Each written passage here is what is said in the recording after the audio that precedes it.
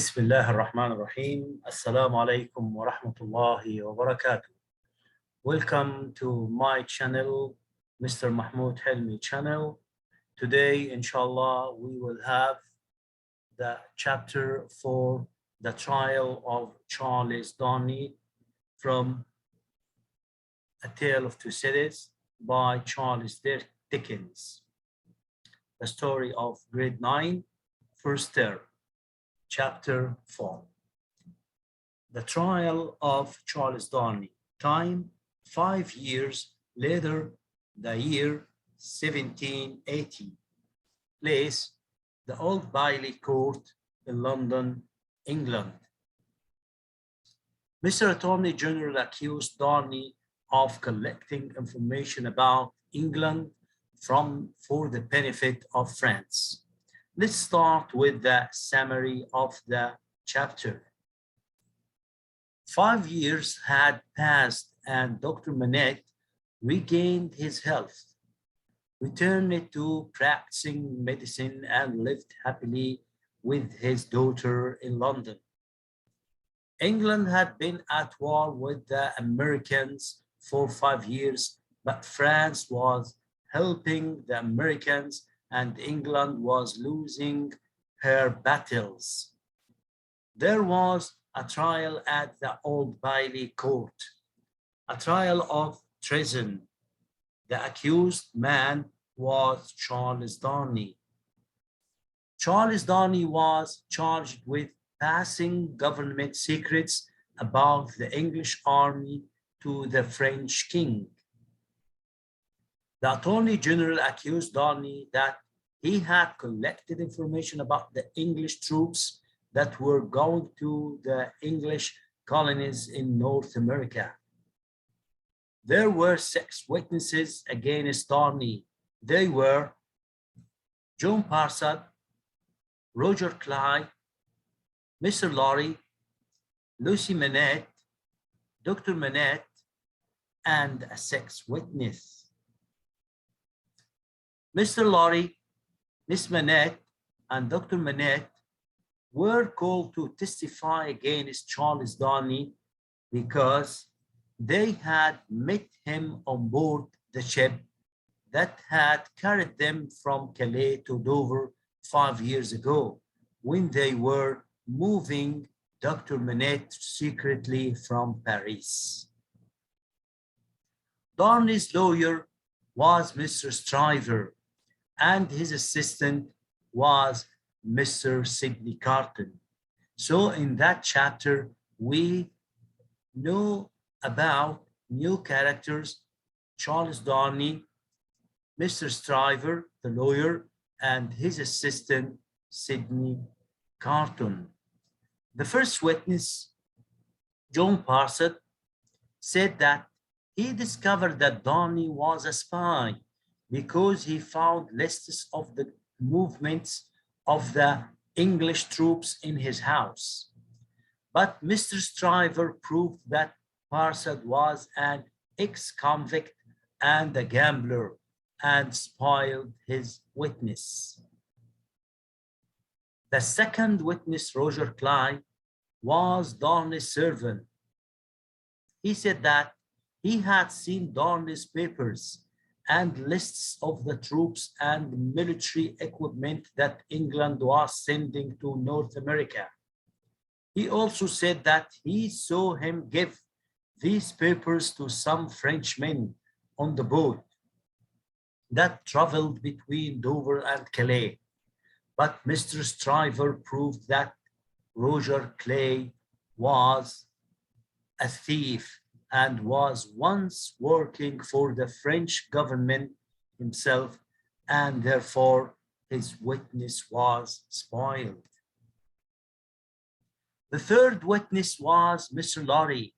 The Attorney General asked Mr. Laurie if Charles Darnley was one of the passengers traveling with him in the mail coach from London to Dover 5 years ago. But Mr. Laurie said that it was so dark to identify him. Mr. Laurie also said that he had met Charles Darnley on the boat that brought them back to England. but he hadn't spoken to him as he spent all his time in his cabin. The fourth witness, Miss Minette, didn't want to say anything against Charles Darnley, but the solicitor pushed on her to tell the jury what she had seen. She said that the accused met two French gentlemen and she saw him exchange papers with them. He told her that he had been traveling on important business and he was working under a false name because his business would get some people into trouble. The fifth witness, Dr. Minette, said that he couldn't remember anything about that period of time or what had happened on board the ship. The sixth witness testified that on that Friday night in 1775, he had seen Darnley waiting for someone in a hotel in the town near where the two passengers had left the mail coach. The Attorney General tried to convince the jury that Darnley was exchanging secret military information with those men. Sidney Carton, Stryver's assistant, had something to spoil that witness. He sent Mr. Stryver a piece of paper telling him to ask the witness to look at Sidney Carton and say whether he was the man collecting the information or the accused man, Charles Darnley. The witness was confused. Both men looked exactly the same and couldn't tell which was which. So Stryver here made use of the resemblance between Sidney Carton and Charles Darnley, and he took that point on behalf of Charles Darnley to make the witness be confused, and so he spoiled his witness. Mr. Stryver summed up his defense saying, John Parsett was a liar. Roger Cly was a hired spy and a traitor. Lucy couldn't recognize the papers. Mr. Laurie and Dr. Minette saw nothing. The sixth witness couldn't identify the prisoner. And the lists that were found in Darnley's house weren't in his handwriting, which proves that the accusation was a trap for the prisoner for family reasons in France. At last, the jury declared that the prisoner was not guilty. When the crowds left the courtroom, Sidney Carton invited Charles Darnley to dine together. They went to a nearby tavern, and Darnley thanked Carton warmly. Carton said, "You don't have to thank me. It was nothing, but it must feel good to have such a beautiful young lady as Lucy Minette pity you and cry for you." It was clear that Darnley and Carton fell in love with Lucy. Carton envied Darnley when Lucy felt pity for him in the courtroom. Carton told Darnley that he was disappointed with life. He was a failure at everything, and that he cared for nobody and nobody cared for him. No blue eyes would fill with tears for him as Lucy, in reference to Lucy, of course. Lucy Minette's did for Darnley. Darnley advised him to make better use of his brilliant talents and left. Later, That evening, Sydney Carton went to Mr. Stryver's office to help with some legal papers. Although Stryver was a popular and successful attorney, the truth was that his brilliance in the courtroom came about as a result of his evening's work with Carton, whose brilliant mind solved many of Stryver's cases. Stryver asked Carton what gave him the idea of the lookalikes, and Carton said, I just thought that Donnie was a handsome fellow and that I might have been like him if I had had some luck. Stryver told him that success and happiness don't come out of luck, but rather out of hard work. That was Stryver's advice for Sydney Carton. He advised Carton to try to help himself a little, as he never even tried to do that. Carton was happy to help others, but never himself. He was that way when he was at the law school, and he is that way when he is a lawyer, and he is going to be the same way in love, even with his love with Lucy Minette. And we will see later that he will sacrifice his life to save her beloved Charles Darnley. Questions and answers. Question number 1. What was Charles Darnley accused of? The answer, he was accused of being a spy who collected information about the English army for the benefit of France. Question number 2. Who were the witnesses? They were John Parsons, Roger Clive, Mr. Laurie, Dr. Minette, Lucy Minette, and a 6th witness. Why did Mr. Laurie, Lucy, and Dr. Minette become witnesses? That's a very important question. Of course, because they had met him on the same boat that had taken them from France to England 5 years ago. Question number 4.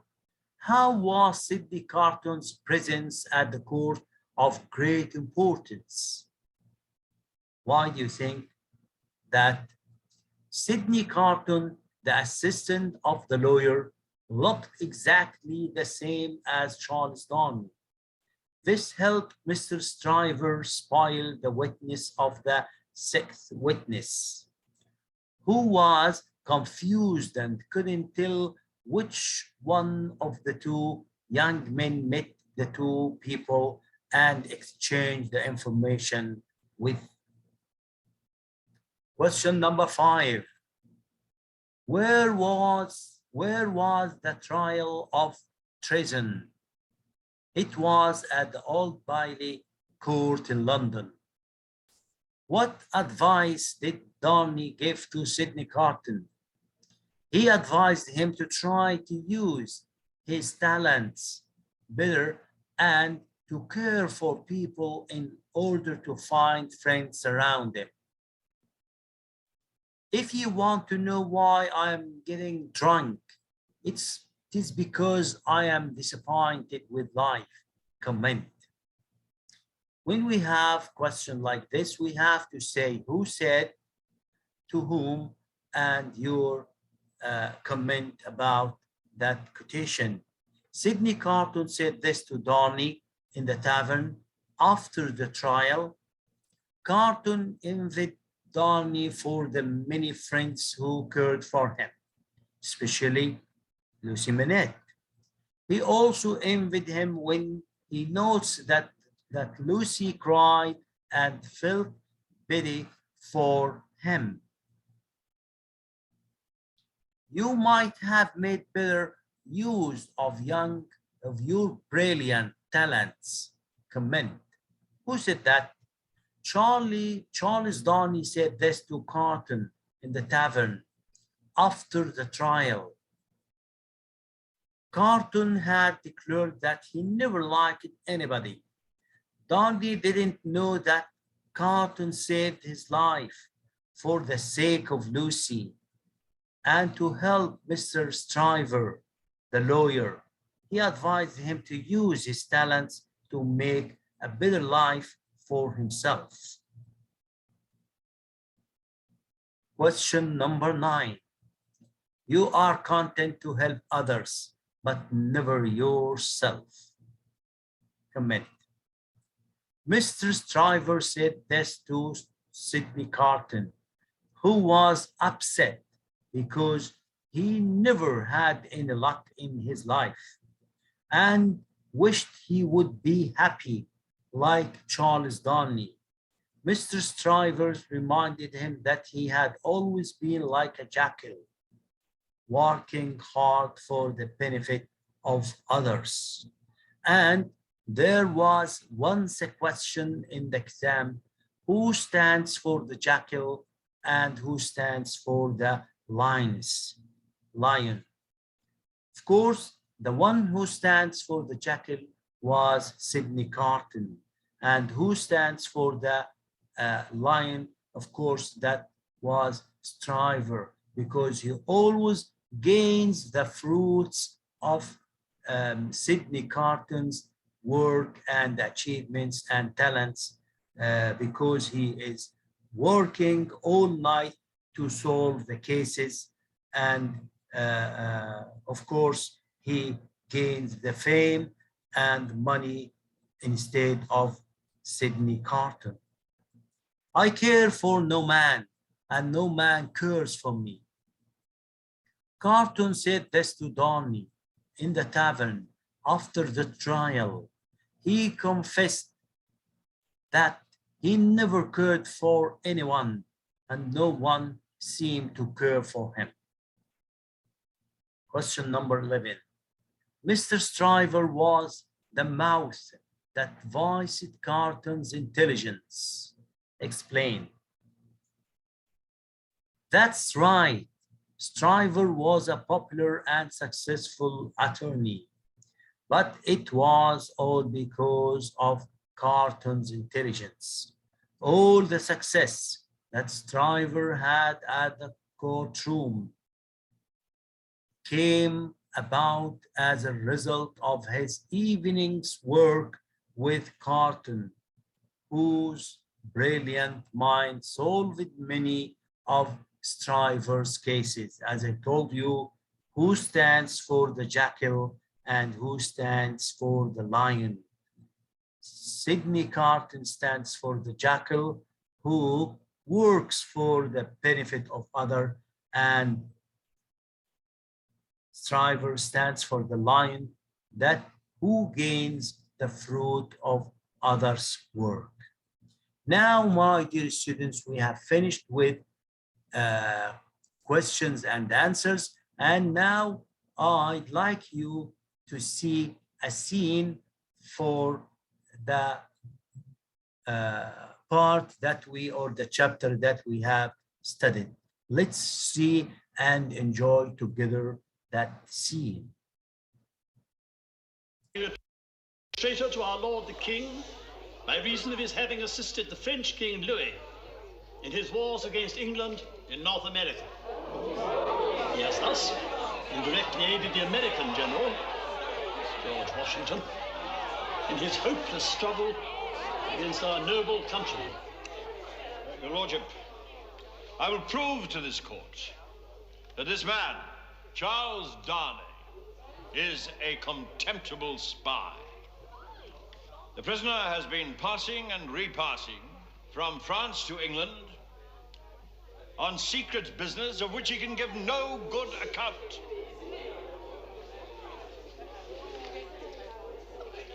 Stephanie, good God, man, there's a trial going on here. Get out of yourself. Late night. Sorry. I have witnesses in this courtroom today who saw the prisoner on a trip from France 9 months ago. It is my information that they saw the prisoner confer with fellow conspirators on a packet out of Le Havre. I propose to call one of these witnesses at this time. Dr. Minette.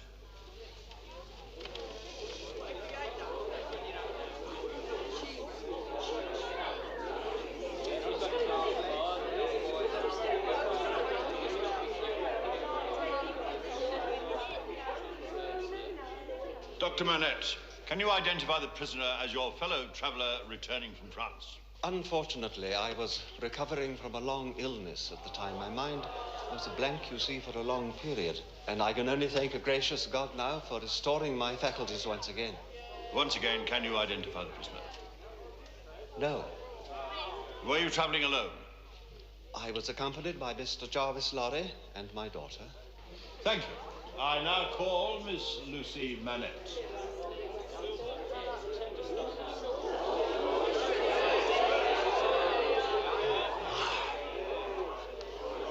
What a beauty we have here. You have looked upon the prisoner. Yes, Speak up, please. I have. Did you not see this man confer with two other men aboard the packet when you returned from France?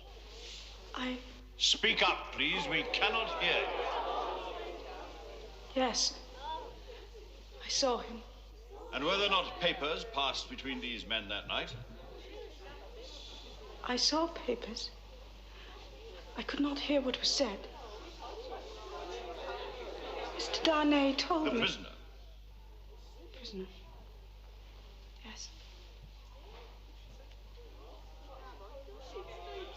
He was very kind to me and to my father. Very considerate. I do hope that nothing I say here today will repay him by doing him any harm. You may not wish to testify against the prisoner, Miss Minette, but be that as it may, is this the man you saw? Speak up! Yes. Thank you very much. I will now call upon Mr. John Barsan.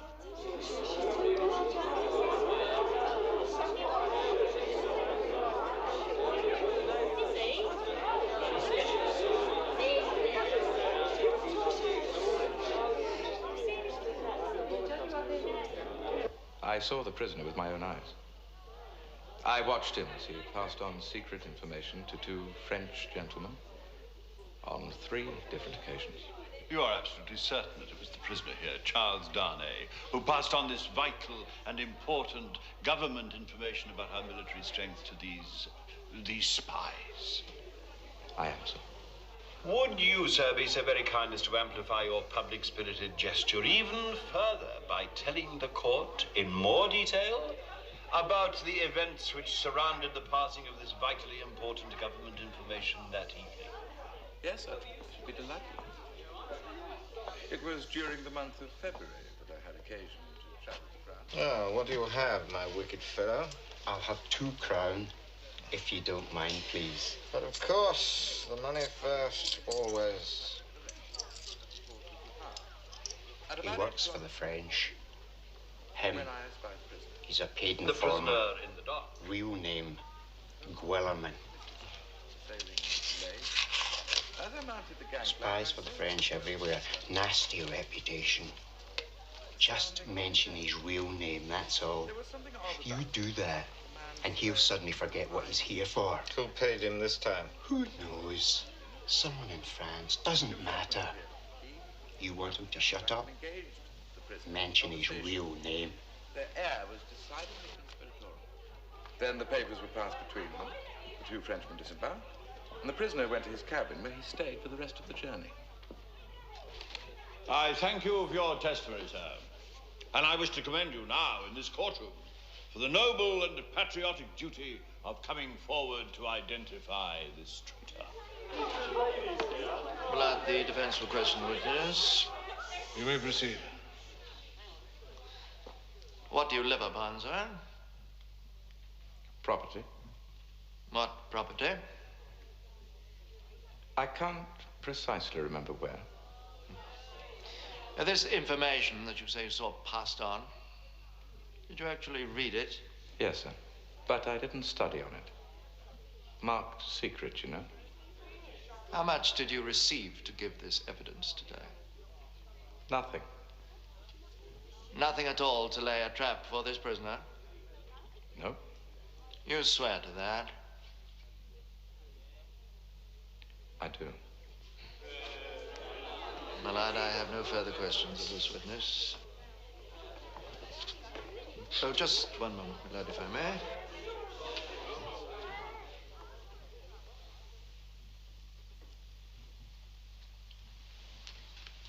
If I may, sir. I do have just one more question.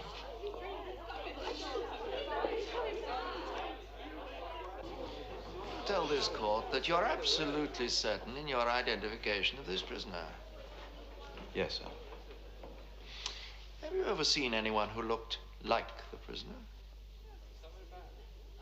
Not so much as I'd be mistaken. I ask you then to look upon my learned colleague here, Mr. Sidney Carton.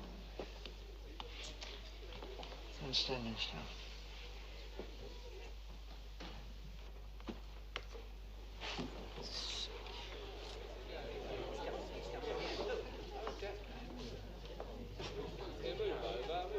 Would you lay aside your wig, sir?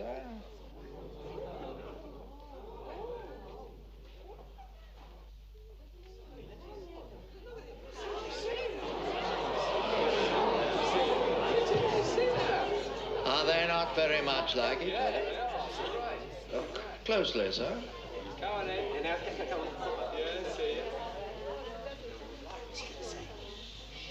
Well, yes, there's a certain similarity.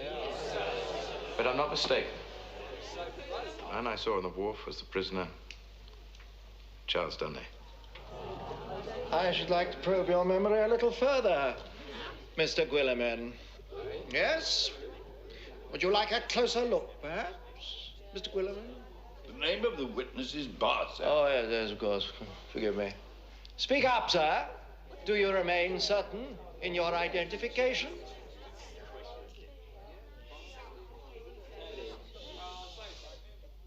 No. Louder, please, sir. I don't believe the court heard your answer.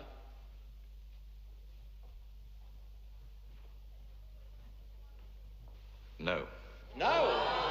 You can no longer identify the prisoner as the man you saw. Correct? It could have been someone else. Correct? Correct. Thank you, sir. I have no further questions of this patriotic witness.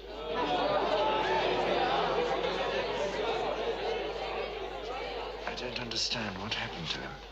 What happens to all men when their past catches up to their present? My lord, the jury desires, with your lordship's permission, to retire and deliberate the verdict. You may proceed.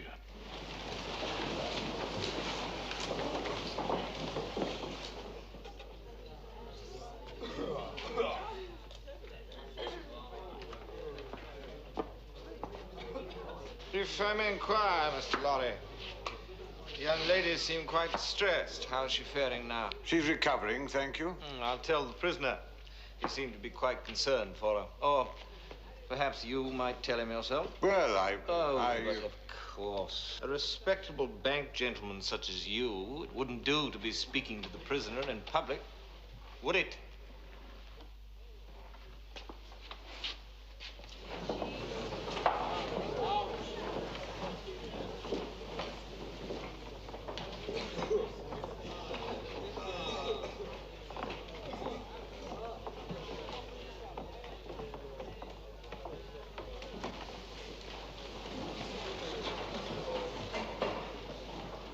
Has the jury reached a verdict? We have, my lord. We find the prisoner, Charles Darnay, innocent of all charges.